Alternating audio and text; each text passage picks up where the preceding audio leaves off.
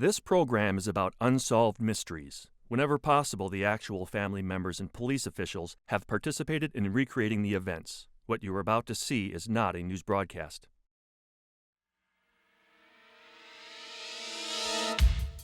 (1971), the Philippines.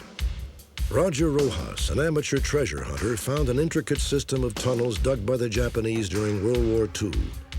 Rojas claims that deep inside he discovered an amazing hidden treasure, a solid gold Buddha and countless boxes of gold bars. But Rojas's joy was short-lived. He soon found himself imprisoned and tortured at the orders of Philippine President Ferdinand Marcos. And as for the treasure, possibly worth billions, its whereabouts remain an unsolved mystery. Kaitlyn Arquette was a popular, vivacious honor student who dreamed of becoming a doctor. But in 1989, Kaitlyn was brutally and senselessly gunned down, leaving her family haunted by unanswered questions. Who killed Kaitlyn and why? 20 years ago, a large, caring family in California took in a 4-year-old girl whose father needed help to care for her. Now that family asks for your help to find the young child that they loved and accepted as their own. Join me for these fascinating stories. Perhaps someone somewhere has that one vital clue that can help solve a mystery. Perhaps that someone is watching. Perhaps it's you.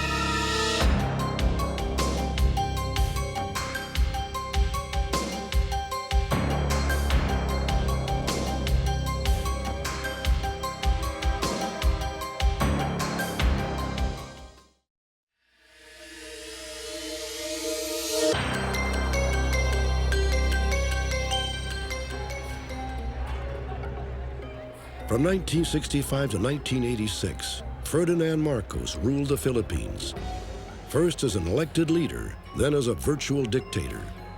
By the time Marcos was deposed, his personal wealth was estimated at $10 billion, much of it allegedly looted from his own people. Few dared challenge Marcos publicly, but on May 5, 1971, newspapers in the Philippines carried a startling front-page story. A Filipino locksmith and part-time treasure hunter named Roger Rojas was accusing Marcos's henchmen of ransacking his house and stealing a rare solid gold Buddha, which Rojas had found while excavating near his home. Just days earlier, Roger's brother had taken this photograph of Roger and the Buddha. Roger was 27 years old at the time and in the prime of life. Roger Rojas is now 49. But his health is ruined, wrecked by torture and years of living on the run. Roger's nemesis, Ferdinand Marcos, died in Hawaii in 1989, a fabulously wealthy man. Today, his estate is the target of a number of lawsuits, including one filed by the humble but unbowed locksmith, Roger Rojas, who dared to cross one of the most powerful men in Asia.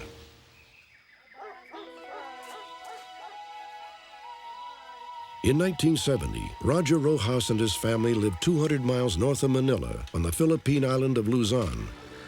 Roger worked in nearby Baguio City. On weekends, he was part of a large group of Filipinos whose avocation was treasure hunting. One of Roger's fellow treasure hunters was Albert Fuchigami, whose mother was Filipino, but whose father had been an officer in the Japanese Army during World War II. Fuchigami had painstakingly recreated from memory a map which his father had showed him as a youngster. The map pinpointed the location of a secret tunnel system where a fortune in gold bars had allegedly been left behind when the Japanese were driven from the Philippines. We were friends for a long time before he told me that he knew of a hidden treasure. He revealed to me what he knew about the tunnels. I had very high hopes because Fuchigami was the son of a Japanese soldier. Roger Rojas and Albert Fuchigami hired a crew to excavate. In the first few minutes of digging, they found a layer of Japanese shrapnel. A few weeks later, the crew broke through into the tunnels, which the Japanese had apparently dynamited shut. The tunnel system was elaborate, complete with railroad tracks. For the next few weeks, Rojas and Fuchigami explored the labyrinth. They found that one explosion had blocked all access to the main underground passageway. Undaunted, they dug a narrow tunnel around the rocks. I was the first one who went in because I was concerned for my companions. If there was a booby trap, then they would die.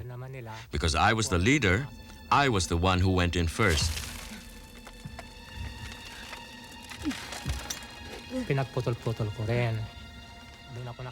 To my surprise, I found several Japanese skeletons.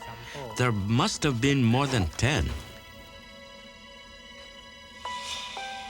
Roger had stumbled upon a forgotten tomb. Japanese soldiers had apparently been trapped underground when their own retreating army set off explosions to hide the tunnels.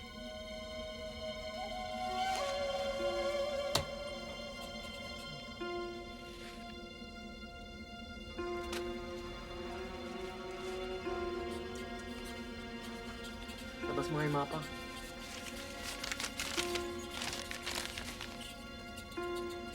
Lagay ko, nandito na tayo.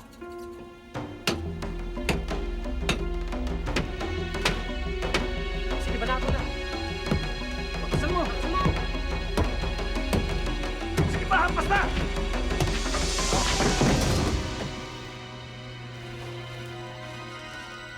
The explorers were stunned.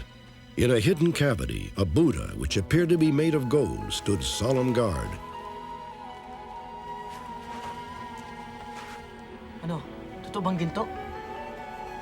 Totoo ba? Roger knew that the Buddha was not native to the Philippines. He assumed that it had been plundered from one of the Southeast Asian countries conquered by the Japanese during World War II. While their crew attempted to move the 2,000-pound Buddha, Rojas and Fuchigami ventured farther inside the tunnel.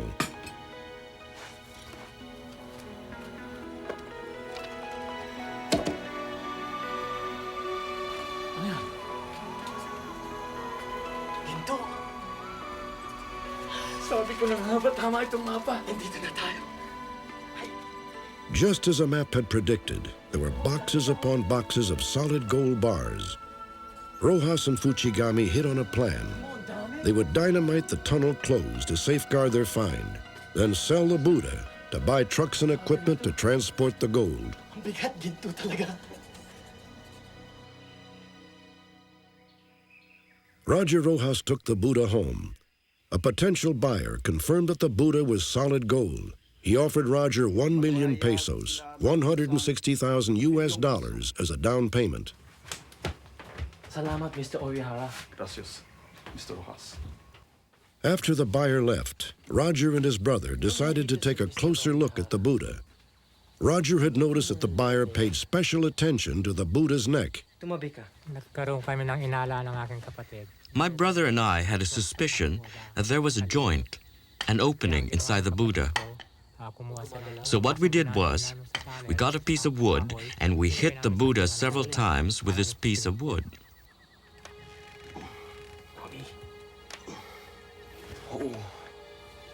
Roger says there were several handfuls of diamonds inside the Buddha. Some were rough cut, some fine. Roger hid the diamonds in a closet. Diamante? That night, Roger's brother took these pictures of Roger with the Buddha. Roger thought the photographs would protect him, but news of his discovery had already spread fast and far, all the way to the president's palace in Manila. Although the Philippines was still nominally a democracy, Ferdinand Marcos, along with his wife Imelda, ruled with virtual autonomy. When Roger found the Buddha in 1971, Marcos was in his prime, and his primary tactic was brute force.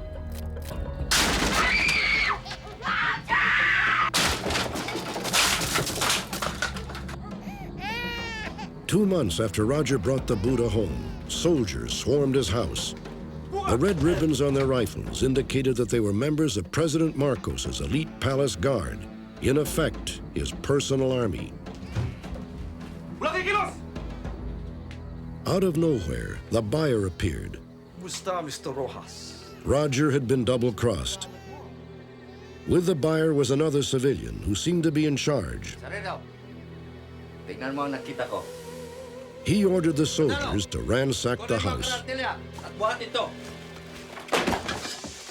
Yung ginawa namin, They took everything, pati, even the piggy banks of my children, pati yung album namin. Na even the plato, picture album. kas, Whatever my wife inherited, all her jewelry, all the diamonds in the closet, they took all of it. Wala naman kami matutuwa dahil nga armado sila. What would have happened if we had fought back? Lalaban kami. They would just have killed us.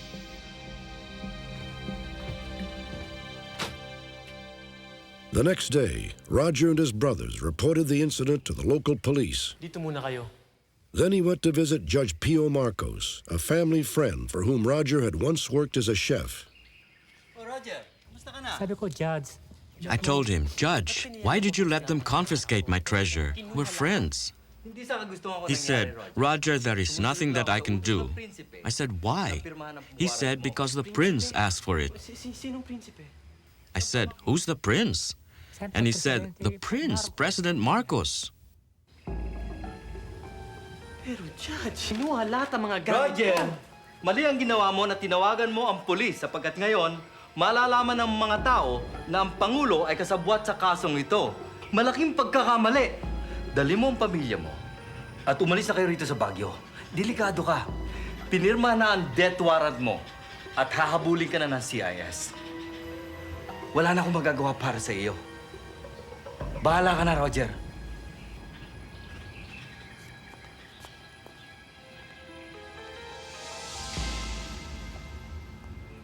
In June of 1971, on the Philippine island of Luzon, members of President Ferdinand Marcos's elite palace guard seized a golden Buddha from the home of Roger Rojas. The next day, a judge warned Roger that there was a price on his head. Roger and his family fled to an isolated jungle village. While Roger remained secluded, Filipino reporters had already gotten hold of the story. Marcos did allow the press to view the Buddha, but his political opponents felt that Marcos had substituted a fake. One opposition cabinet member, hoping to embarrass the president, convinced Roger to come to Manila to identify the Buddha. Ako ang representan ng kaling hukuman na ito. Kailangan gawin mo ang gusto kong gawin. Buksan mo to. Gawin mo. Ginoong Rojas, ang Budang ito ba'y kapareho sa natuklasan mo? Hindi. Hindi yan ang aking Buddha. Ibang kulay. Yung Buddha ko, natatanggal ang ulo. Ito, hindi natatanggal. Pinipilit mo ba rin ba ng Pangulo ang siyang nagnakaw ng natuklasan mong kayamanan? Yun ang palagay ko. Kasi yung mga soldiers pumasok sa bahay ko, kinuha ang Buddha ko. At kinuha pa din ang alahas ng asawa ko. Kapanik ka ba ng posisyon? Hindi naman ako mahilig sa politika eh. Salamat, Roger. Maraming salamat po sa inyo lahat. Maraming salamat po. Roger, magaling ginawa mo. Magaling paglingkod sa bayan ginawa mo. Hindi talagang Buddha ko yun. Alam ko. Marcos and his minions were outraged. Once again, Roger fled Manila. But 2 weeks later, he says he was tracked down by the palace guard.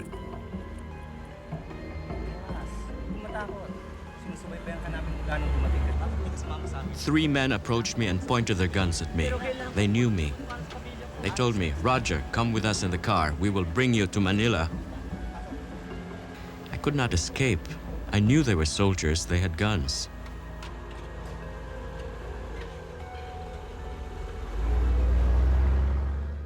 ang saya-saya nila, nagiinuman sila ng whiskey. They were so happy. They were drinking whiskey, saying, so finally we got him, the famed Roger Rojas. Tumawag sila sa Malacanang. They called the palace and they were speaking English. I knew that it was Marcos that they were talking to because they addressed him as Mr. President. Marcos must have asked them, are you sure it is Roger Rojas that you captured? Yes, sir. And they said, yes, we're sure. Thank you, Mr. President. The boss is really happy to hear we have you in our custody.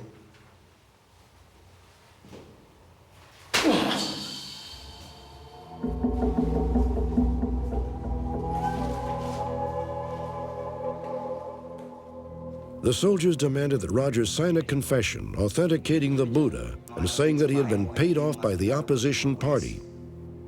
Hindi ko pwede pirmahan yan. Roger says that when he refused, the palace thugs brought in a crude electroshock machine fashioned from automobile batteries.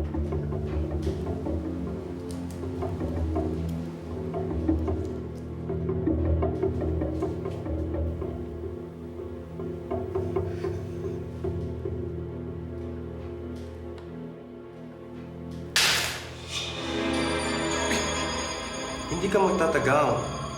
Magtiwala ka sa akin. Gusto kong malaman kung saan mo nakita ang ginto. Tapos may pinakita sila. Then they showed me a picture, and they said, "Roger, do you know who this is in the picture?" And I said, "Yes, that's my wife and my kids." Kung mahal mo ang pamilya mo, They said, "Roger, if you love your family, cooperate with us. turo mo kung saan mo nakuha. Show us where you found the golden Buddha."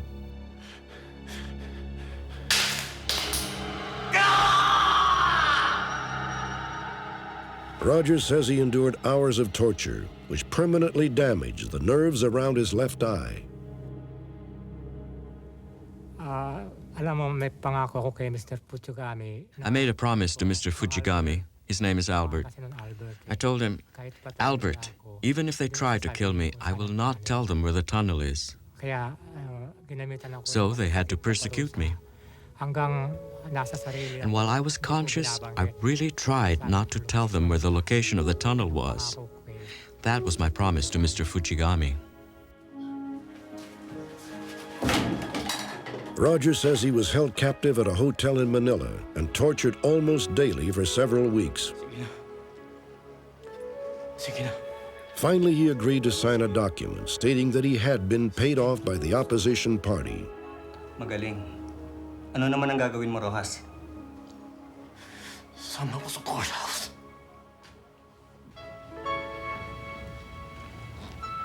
Roger's captors allowed the worst of his wounds to heal. Then they took him to a courtroom in Baguio City and ordered him to point at Marcos's Buddha.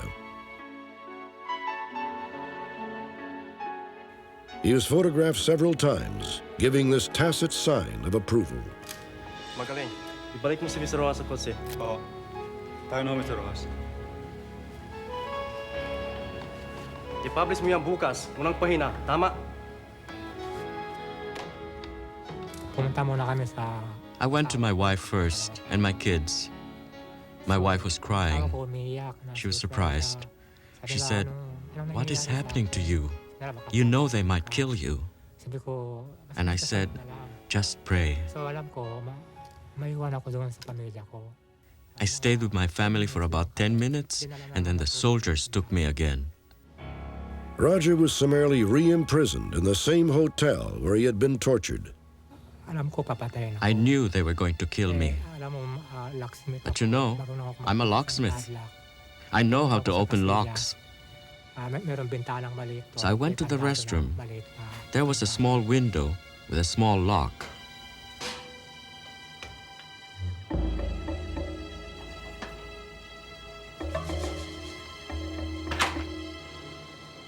Roger Rojas went into hiding and never again saw the golden Buddha. The strain of living underground tore his family apart and eventually led to a divorce. Roger, who has remarried, continues to make his home at an undisclosed location in the Philippines.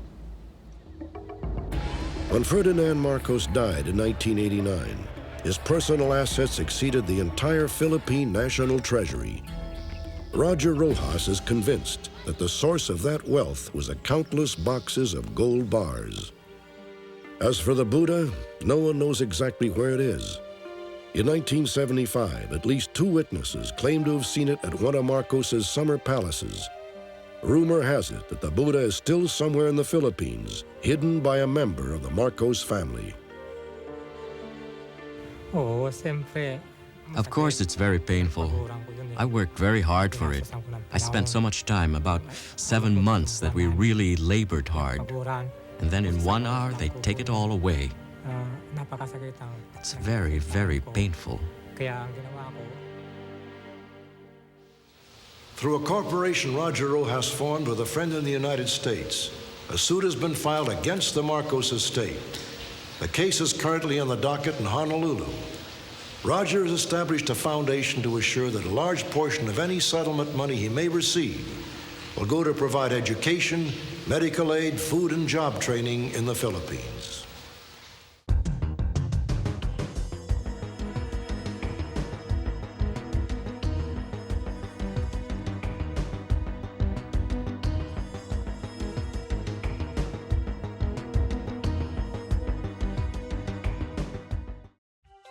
Next, a young woman is gunned down in her car. Was she the victim of a random shooting or the target of a hired assassin?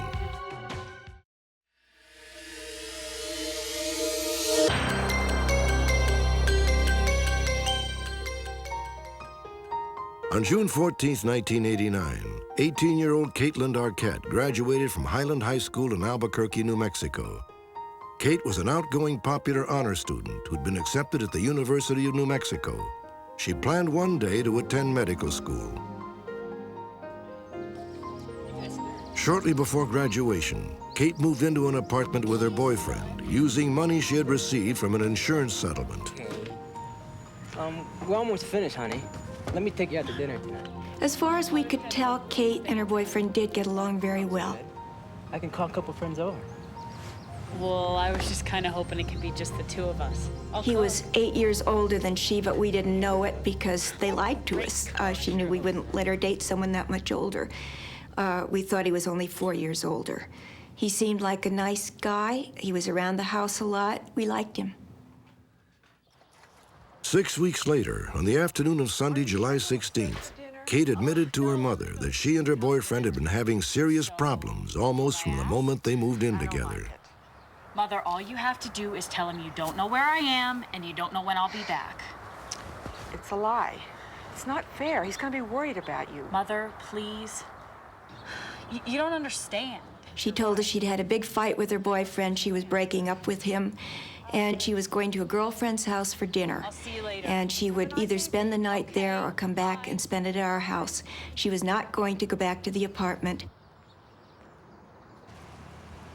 Kate visited her girlfriend from 9:30 to 10:45 p.m. She then headed east along Lomas Road toward her mother's house.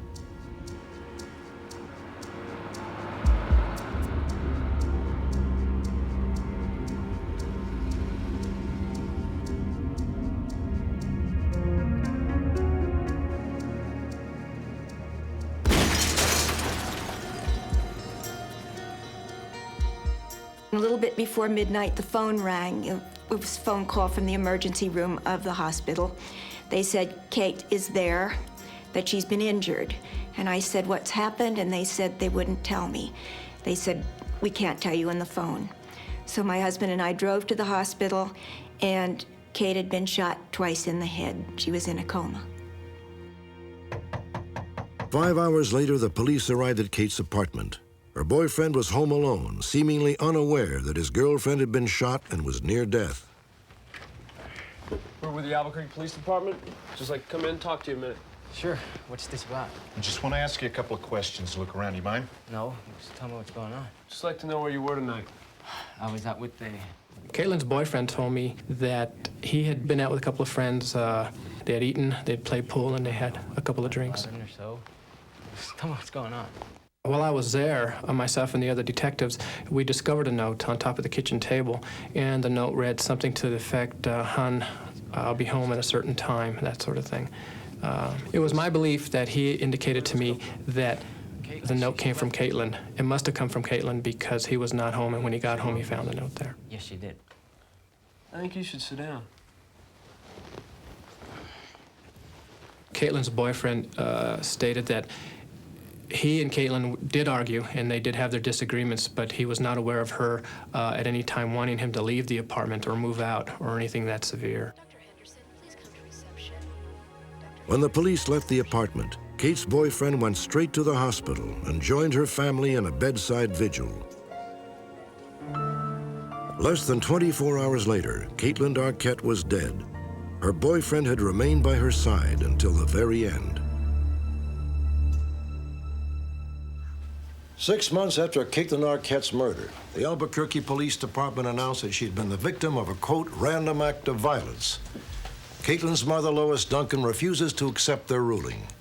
Following her daughter's death, she began to uncover the first dark hints that Kate had somehow gotten mixed up with a major criminal organization. To this day, the police continue to pursue the random victim theory, but Lois Duncan is convinced that her daughter was executed by a hired assassin. We're all set. No questions asked. 2.5 months before she was killed, Kaitlyn and her boyfriend took a trip to Southern California. It was at that time that Kate apparently became involved in a lucrative car insurance scam. One of our daughters told me that that March, a couple of months before, the boyfriend had staged an accident, a fake accident, in a car that Kate had rented for him with our credit card.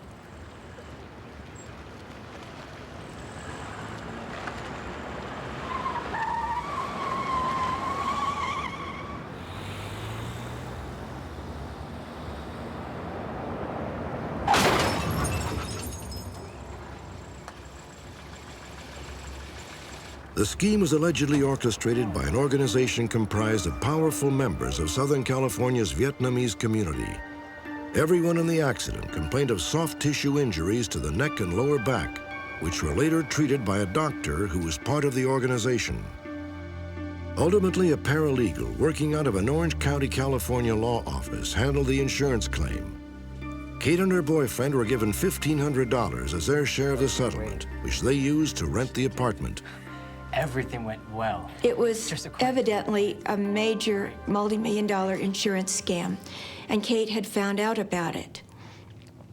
At the time, we didn't know how we could fit this in with her shooting, but all of a sudden there was another element there, something that suggested a possible motive, because if Kate was breaking up with her boyfriend at that time, then maybe she was a danger to the people who had arranged this.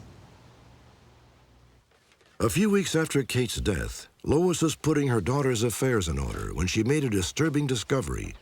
3 phone calls had been made from Kate's apartment at virtually the same moment she died. In fact, they were made just minutes after she was pronounced dead, when her boyfriend was with us at the hospital, and the apartment should have been unoccupied. The number turned out to belong to a Vietnamese paralegal in Orange County, a paralegal who lived in Santa Ana but worked in a law office in Garden Grove. And it was the same paralegal who set up the car wrecks. Lois wanted me to look into Kaitlyn's relationship with a boyfriend. Lois felt that not everything was right there. That there had been some real problems and that the police had failed to take a look at it. What was going on? Mike Gallagher first met with Kate's former landlord. Mostly with her boyfriend's friends. They didn't treat her. I had the impression from neighbors that Kaitlyn was more afraid of her boyfriend's friends rather than her boyfriend. She would get disturbed when they only spoke Vietnamese around her. The friends, her boyfriend's friends, tended to make fun of her and cause friction between her and her boyfriend, and she did not like his friends. And I think the feeling, from what I could gather, was mutual. They do not treat you that way. They do. They make fun of. Evidently, things were much more stormy than we had ever guessed. And it wasn't just a little lover's spat. There was something very major happening in Kate's life after she moved in with her boyfriend. And she told us she was very sorry that she had ever let him move in with her. It had been a big mistake. She wanted him to move out so her girlfriend could move in instead. Mike Gallagher was able to obtain a copy of the note which Kate allegedly left for her boyfriend on the day of the shooting. He compared it with another sample of her handwriting. It was obvious just by comparing the handwritings of the note with Kaitlyn's writing that she did not write that note. And that led me to believe that within hours of her shooting, her boyfriend was already lying to police. The landlord also told Gallagher that on the night Kaitlyn died, 3 of her boyfriend's associates were in her apartment drinking. Kate's mother is convinced that one of them made the phone calls to Santa Ana. I don't think that the Vietnamese connection is related to this case. Thus far, I have not received any information to indicate positively that the Vietnamese is involved in this homicide. Was Kaitlyn Arquette executed because she had learned too much about the auto insurance scam? While Kate's family and Mike Gallagher were pursuing their investigation, the police were going in a completely different direction. I'm trying to cooperate with you guys. I'm telling you the truth. I don't remember what happened. 6 months after the murder, an informant led the Albuquerque police to a young man named Robert Garcia. Garcia was interrogated for 2 hours. Finally, he admitted that on July 16, 1989, he was out with 3 friends when one of them shot a woman in her car on a dare. Based on Garcia's statement, police arrested Dennis Martinez, Juvenal Escobedo, and Miguel Garcia, who is not related to Robert. According to Robert Garcia, it was Miguel who did the actual shooting. On the same day that Robert Garcia was interrogated, the police discovered that Escobedo had recently sold his car, a brown Chevrolet Camaro. Suddenly, an eyewitness report that they had initially disregarded took on a new significance. On the night of the murder, a truck driver said he saw a brown Camaro chasing a young woman in a car similar to Kaitlyn's in the area where she'd be gunned down an hour later.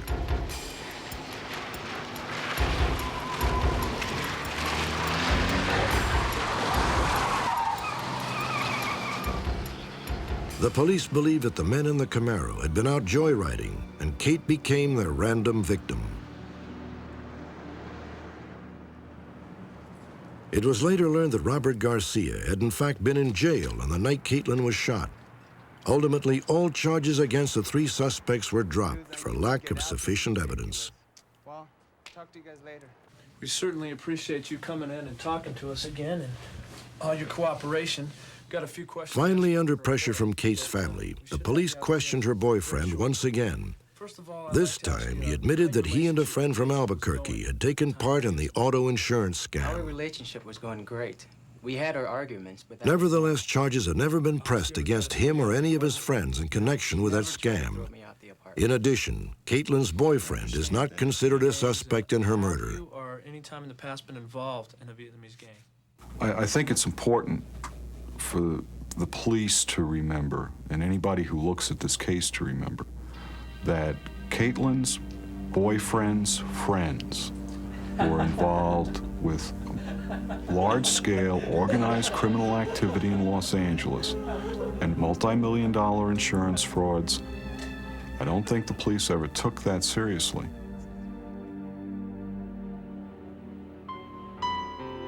Kaitlyn Arquette was killed in July of 1989. In this most bizarre case, there seemed to be 2 viable theories, leaving Kate's family to wonder who in fact was responsible and why did they target Kate. Our family doesn't have any real idea who pulled the trigger on Kate. The one thing we feel very strong about is that she was not shot randomly as just people out on a spree having fun shooting a pretty girl in a red car. We believe Kate was killed because she was going to talk, was going to expose illegal activities involving her boyfriend and his companions. It might have been that she was shot by the Vietnamese. It might have been that they hired someone else to shoot her. The one thing we're absolutely sure of in our own minds is that this was not a random shooting. Kate was assassinated.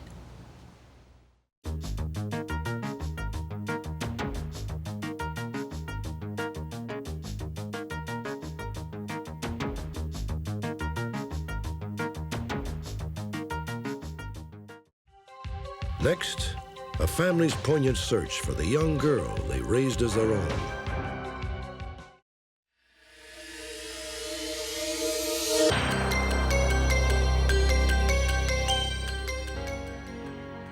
On August 4th, 1990, 24-year-old Shannon Tim Payne was married in San Francisco, California, surrounded by all 8 of her brothers and sisters. But one very important person was not there to share the joy of that special day. 20 years earlier, when Shannon was still just a toddler, a 4-year-old girl named Terry Lynn Smith had come to live temporarily with the Tim Paynes in Orange, California. She stayed for 6 years and in every way became a member of the family. It seems that some families, no matter how large, have more than enough love to go around. The Tim Paynes have not seen Terry Smith for more than a decade, and they feel that without her, their family will never be complete. Perhaps someone watching tonight can help bring Terry Lynn Smith back to the ones who still love her as their own. John and Jerry Tim Payne met in 1945. He was an intern specializing in obstetrics. She was a nurse. Between 1953 and 1965, John and Jerry had 9 children, 6 boys and 3 girls. The Tim Payne household was boisterous and bustling. The entire family loved animals and enjoyed an active outdoor life. In the summer of 1967, at the ranch where they boarded their 2 horses, the Tim Paynes came to know the manager of the ranch, Herb Smith. I'll tell you what, why don't you go get this big guy some carrots? Terry, help Shannon with the carrots, will you, please? Was that your little girl, Herb? Herb was divorced. His daughter Terry and son Mark lived with him in a small trailer. But Herb felt that the ranch was no place for a young girl. He believed that Terry needed a real family. I think the first time I saw her, I thought she was rather forlorn. Here was this little girl on this large ranch, and while she loved horses, there were no children for her to play with. They were mostly cowboys. I was drawn to her because she was so sweet, and she was so happy to come and talk to me. And I just decided to talk to my husband about it and see if it would be feasible for us to take another one. We always had an extra bed in the house for somebody. Herb Smith took Jerry Tim Payne up on her generous offer. In return, Herb insisted that the Tim Paynes allow him to take care of their horses free of charge. They promised Herb that they would bring Terry to visit him whenever he wanted. In August of 1967, Terry Smith moved into the already overflowing Tim Payne home. Hi, Herb. Is she okay about staying? I think in the beginning, she was just a little girl that was staying with us, but as the time grew longer and longer, she stayed with us as a sister, and she was included in everything in the family, so she therefore became part of the family. All the Tim Payne children grew to love Terry, but for Shannon, the youngest, Terry's arrival was a dream come true. There was a succession of boys in my family, and I was the youngest little girl, and I couldn't really hang out with them because they didn't want me to. I think Terry and I were especially close because we were so close in age, and things seemed to happen to us at the same time. We both learned to swim around the same time, and she basically taught me how to ride, and we got the chicken pox at the same time.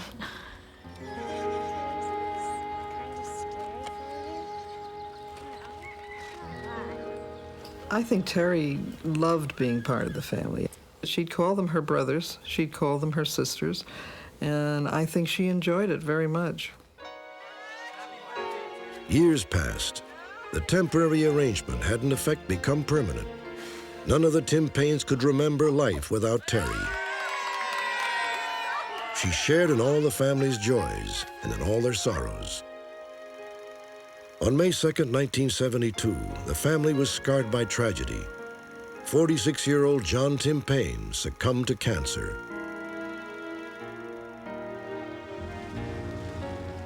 Jerry Tim Payne was forced to go back to work as a nurse. Because she had teenage children who could take care of the younger ones at night, Jerry worked the graveyard shift. That way she could be at home every afternoon when the children returned from school, and every morning to see them off. Of course it was tough, but there was nobody else to do it, and I decided I had to do it. That was going to be my future, and I had 9 children or 10 children to raise. So I did. How was work? Oh, it's fine. I'm just a little tired. Is everybody up? Shannon and Terry are still sleeping. I think Brendan is too. It's okay. Money became a very big concern. And my mom was not around as much anymore because she was now the primary supporter in our family. So that also changed because she used to be there all the time. Come on, girls. It's time to get up. Come on. Even though the Tim Payne family managed to cope, having one more mouth to feed was now a problem. With a heavy heart, Jerry Tim Payne realized that she would have to send Terry back to her father. Don't bother sitting down. Go brush your teeth. And when I told the kids, they said no. They didn't want me to send her back. And I said, but it has to be, and I don't want to do it, but it's one of those things that happens, and she has her father, and she's going to go with him. In the summer of 1974, Herb Smith came to take his daughter home. Terry had lived with the Tim Paynes for more than 6 years. Terry, come over on Saturday. She was very sad. She didn't want to leave. We were her family. She'd grown attached to us. Goodbye, everyone. Bye. On the other hand, I think Terry was really excited to go home and live with her father again. She loved her father a great deal, and when she went to visit him on the weekends, it was always a real special thing, and she came home with many stories of what they did and where they went. And if it were summertime, she would come and spend a week with us. And she loved coming back. She loved having the swimming pool there. She loved having the friends that she had made and the family around her. And unfortunately, these started to get less and less because they had moved to a different part of the state, and it was difficult to get her here. In 1980, when Terry was 16, she surprised the Tim Paynes with one final visit. Well, it was great seeing you, Terry. You should come by more often. The reunion was bittersweet. Terry was no longer living with her father, and though she had brought her boyfriend with her to meet the Tim Paynes, she seemed uneasy and uncertain about her future. Bye, Shannon. I got a sense of feeling that she was not as happy as she could be. We talked more, and then her friend said that it was time to go, and they left. And that was the last time I saw her. I didn't realize that would be the last time I saw Terry, because if I would have known that, I would have stopped her. There would be no way I would have let her go. It was very confusing, and we were trying to get her to stay, and we never asked where she was going because we were trying so hard to get her to stay, and we lost touch. I don't think that we ever forgot Terry. Everyone has a special place in their hearts for Terry. They have their own special relationship, and they would not forget that. And they want to make sure that she's safe and secure. They miss her a lot. Everybody talks about her all the time. You know, when we reminisce, and everything always includes Terry, you know?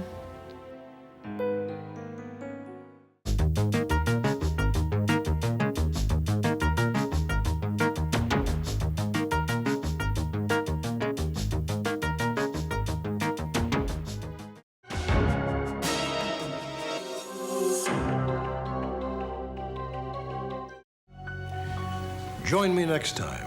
Perhaps you may be able to help solve a mystery.